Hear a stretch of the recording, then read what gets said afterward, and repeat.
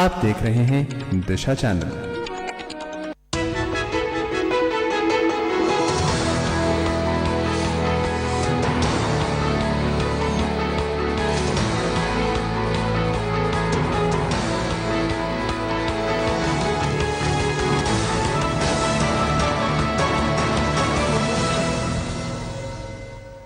शुभम, चलिए शुभारंभ करते हैं दिशा चैनल की खास पेशकश शुभ समाचार की इस कड़ी का। मैं हूं पूर्णिमा।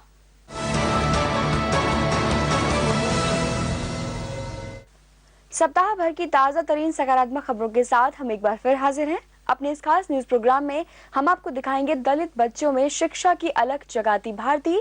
14 साल के शिव कुमार ने बदली गांव वालों की जिंदगी। लेकिन खबरों की शुरुआत हमेशा की तरह सबसे पहले सुर्खियों से। दलित बच्चों में शिक्षा की अलख जगाती भारती।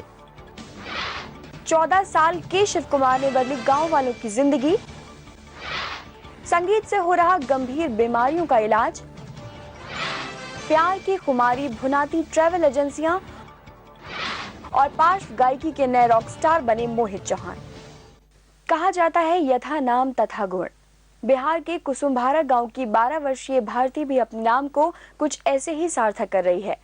अपने नाम के अर्थ यानी विद्या की देवी सरस्वती के रूप को साकार करती भारती अपने गांव के गरीब और दलित बच्चों के जीवन में शिक्षा की अलख जगा रही है। भारती के इसी अनूठे प्रयास पर देखिए हमारी ये खास रिपोर्ट। सरकार भले ही शिक्षा की अलख जन जन तक जलाने के लिए चलो पढ़ाएं कुछ कर दिखाएं जैसे नारे रच रही हो, मगर इस जज्बे को अपने मन में लिए 12 वर्षीय भारती बिहार में अपने गांव कुसुम्भारा के दलित बच्चों में साक्षरता का प्रसार कर रही है। बिहार की राजधानी पटना से करीब 87 किलोमीटर की दूरी पर एक छोटा सा गांव कुसुम्भारा, जहां नक्सलवाद और बेहद गरीबी के चलते बच्चे शिक्षा पाने में असमर्थ थे। उन बच्चों के लिए 12 साल की भारती शिक्षा दूत बनकर उभरी है। भारती खुद अपने गांव से 2 किलोमीटर दूर अखोड़ी गोला गांव के सरकारी स्कूल की छात्रा है। इस स्कूल से मिले ज्ञान को भारती बांटने में विश्वास रखती है और इसी विश्वास को अपने मन में लिए अपने गांव के आम के पेड़ के नीचे वो अपना छोटा सा स्कूल लगाती है। इस स्कूल में उसकी ही उम्र के या उससे कुछ बड़े बच्चे विद्यार्थी होते हैं। हमारे लिए स्कूल मजबूर है। हम सोचे अपनों पढ़े या दूसरों को पढ़े। नीतीश कुमार के सुशासन में भले ही बिहार प्रगति कर रहा हो, भारती की पीड़ा ये है काम की तलाश में बिहार छोड़ 10 लाख बच्चे महानगरों में चले जाते हैं। भारती की छोटी सी कोशिश है कि काम की तलाश में जाने वाले उन बच्चों को किसी भी प्रकार शिक्षित किया जा सके। सुनहले नारों को हकीकत में बदलती ये छोटी सी बच्ची हम सब के लिए एक प्रेरणा स्रोत है। ब्यूरो रिपोर्ट के साथ निकिता सक्सेना। जिस उम्र में बच्चे वीडियो गेम्स खेलने, कार्टून फिल्म्स देखने में मशरूफ रहते हैं, उस उम्र में आदर्श शिव कुमार पौधों से बायोडीजल बनाने का प्रयोग कर रहे हैं। दक्षिण भारत के दूर दराज के गांव वालों की जिंदगी को इस 14 साल के लड़के के इस प्रयोग ने कैसे बदल दिया है, इसी पर देखिए हमारी ये खास रिपोर्ट।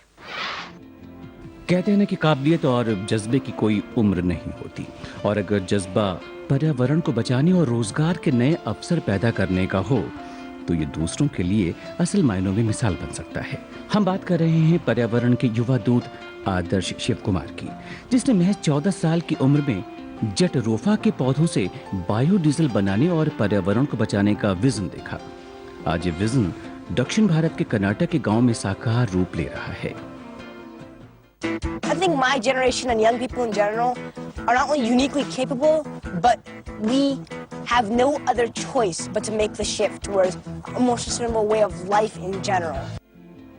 शुरुआत तो सन 2006 में कैलिफोर्निया स्पेलिंग बी प्रतियोगिता में मिली प्राइज मनी से हुई। आदर्श शिव कुमार ने अपनी छोटी बहन के साथ मिलकर प्रोजेक्ट जटरोफा की शुरुआत कर्नाटक के दूर दराज के गांव में की। सबसे पहले जटरोफा प्रोजेक्ट के नाम से एनजीओ बनाया गया और फिर शुरू हुआ जटरोफा के बीज को बायोडीजल में बदलने का काम। ग्रामीणों के संयुक्त प्रयास से व्यवस्थित प्रक्रिया शुरू हुई। शिक्षा के अभाव में अभी तक ग्रामीण जहां जटरोफा के फायदों से अनजान थे, वे अब इसकी कीमत जानने लगे थे, मानो उन्हें कोई खजाना हाथ लग गया हो। My dad has had connections with Parivartha. It's an NGO, and they essentially organize women's self-help groups in these rural villages to try to help lift these women out of poverty. We decided to see like if we could actually do anything instead of just like, all talk and no action doesn't really help anybody in the end. And after quite a bit of research, we came upon this plant called Jatropha. Project से लोगों को रोजगार मिलने लगा, नतीजतन अच्छी आमदनी से हालात बदलने लगे, बच्चों का नजरिया रंग लाने लगा। फिर तो कई स्वयंसेवी संस्थाओं ने भी अपना सहयोग देना शुरू कर दिया। And we decided to see if we could use Jatropha maybe as a biofuel and incorporate it somehow with the women in the self-help groups and see maybe if they could grow it and sell it. बीजों को crush कर biodiesel बनाया जाने लगा। सरकार ने biodiesel की खपत को बढ़ावा देने के लिए इसे खरीदना शुरू किया, जिसे रेल और बसों को चलाने वाले डीजल में मिलाया जाने लगा है। इससे कर्नाटक के शहरों में कार्बन डाइऑक्साइड के उत्सर्जन में काफी कमी आई है। We as a generation fail, everybody's going to pay the price. But if we succeed, we're not only going to save ourselves, but we're going to save future generations and this planet. खुशहाली के साथ विकास और धरती बचाने की कोशिश आज स्थानीय निवासियों की जिंदगी का अहम हिस्सा बन चुकी है।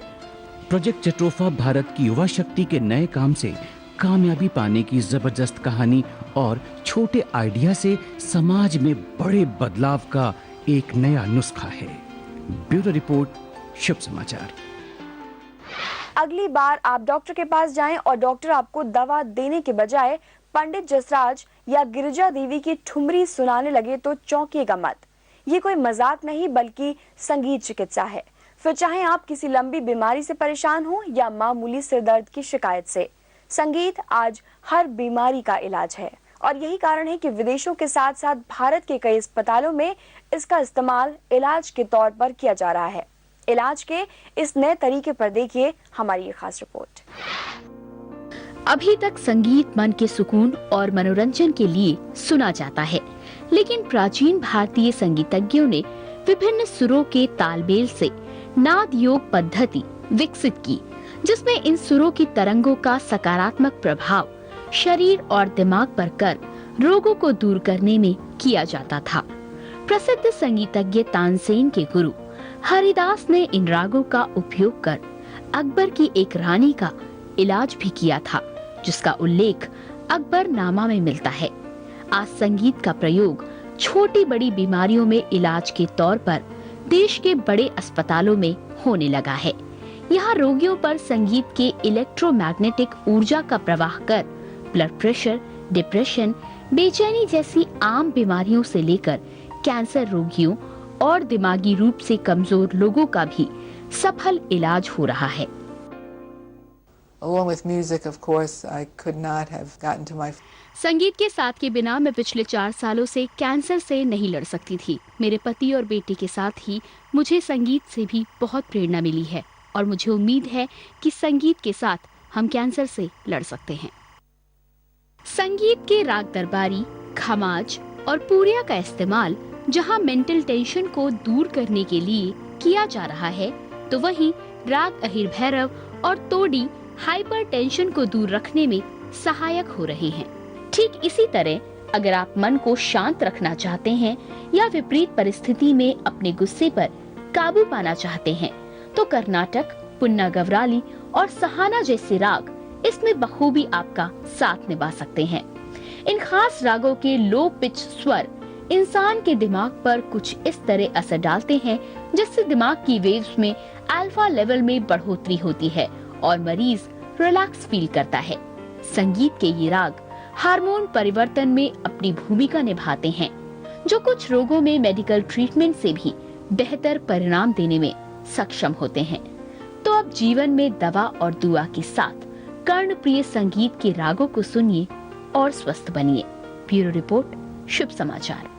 फिलहाल रुकेंगे एक छोटे से ब्रेक के लिए। ब्रेक के बाद आपको दिखाएंगे वसंत के खुमार को भुनाती कंपनियां।